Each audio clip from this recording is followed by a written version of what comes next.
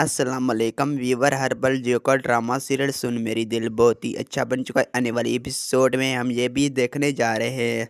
हमशा बहुत ही ज्यादा गुस्से में होती है। वो अमर के पास जाती है। अमर के कहती है तुम सदफ को इस तरह के साथ धोखा दे सकते हो।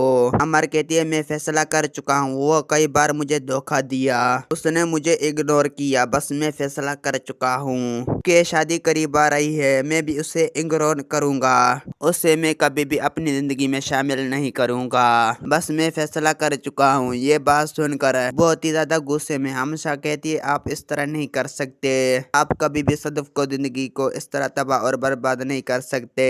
ये बात सुनकर अमर कहता है बस मैं फैसला कर चुका हूँ। हमशा कहती है तुम अगर सदफ से शादी नहीं करोगी तो सदफ बिलाल अब्दुल्ला से शादी कर लेगा और मेरी जिंदगी बर्बाद हो जाएगी, क्योंकि जो मैं बिलाल अब्दुल्ला से मोहब्बत करता हूँ, मैं बिलाल अब्दुल्ला को हासिल करना चाहती हूँ। तुम जो कुछ भी कह रहे हो गलत कह रहे हो, तुम इस तरह नहीं करने चाहिए। अमर तुम दूसरों को जिंदगी को बर्बाद नहीं कर सकते।